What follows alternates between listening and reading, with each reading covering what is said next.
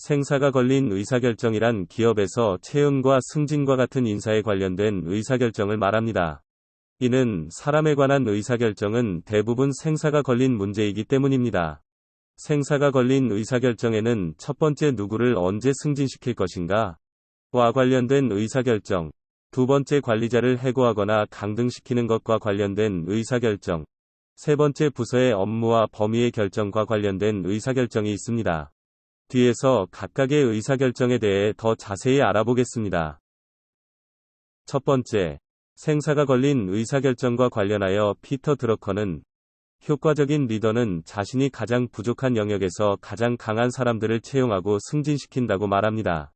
이는 실수하지 않는 직원을 찾는 것을 의미하는 것이 아니라 자신의 일에 만족하지 못하고 더 일하고 싶어하는 사람을 찾는 것입니다.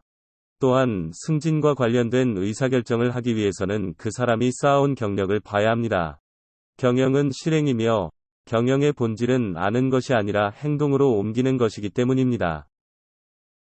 두 번째로 누구를 해고할 것인가와 관련된 의사결정에 대해 말씀드리겠습니다.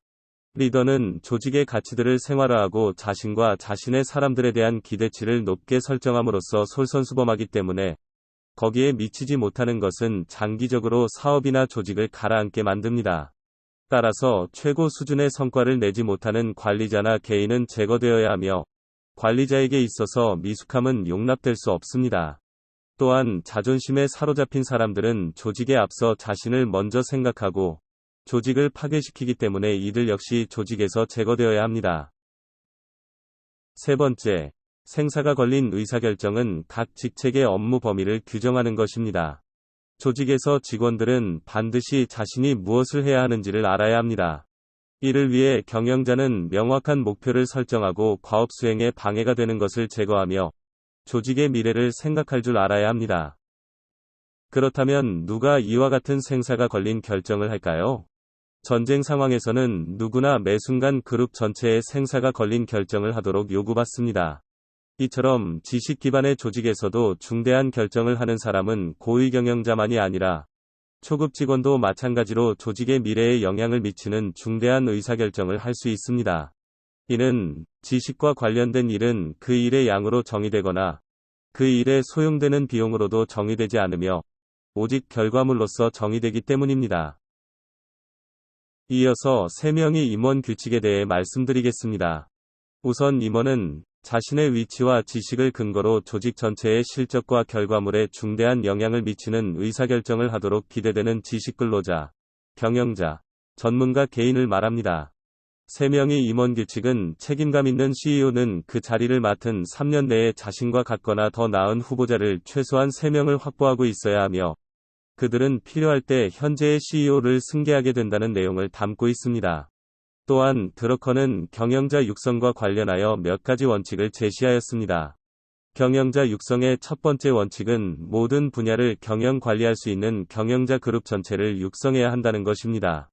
두 번째 원칙은 경영자 양성이 역동적이어야 한다는 것입니다. 경영자 양성은 중요성이 매우 높으며 특히 현대 기업에 있어서 더욱 중요합니다. 다음은 우선순위 의사결정에 관한 내용입니다. 회사가 아무리 잘 운영되고 있다 하더라도 자원은 적고 그 자원을 쓸 수 있는 기회는 항상 더 많기 때문에 우선순위에 대한 의사결정이 이루어져야만 합니다. 우선순위에 대한 의사결정은 의욕을 구체적인 실행 계획으로 그리고 지식을 행동으로 전환시킵니다. 즉, 우선순위가 바로 회사의 기본 행동과 전략을 결정합니다. 우선순위 의사결정의 핵심은 해서는 안 되는 일을 아는 것입니다. 해서는 안 될 후순위 항목은 결코 해서는 안 되는 일이기 때문에 미루는 게 아니라 즉시 버려야 합니다. 또한 기업은 사회 변화의 촉매이기 때문에 제품과 서비스뿐만 아니라 기업 스스로를 혁신하고 재창조해야만 합니다. 우선순위 의사결정의 요점은 회사의 희소한 자원을 가장 좋은 기회에 부여하는 것입니다. 즉, 경영자는 최고의 결실을 낼 수 있는 소수의 제품과 아이디어에 집중해야 합니다.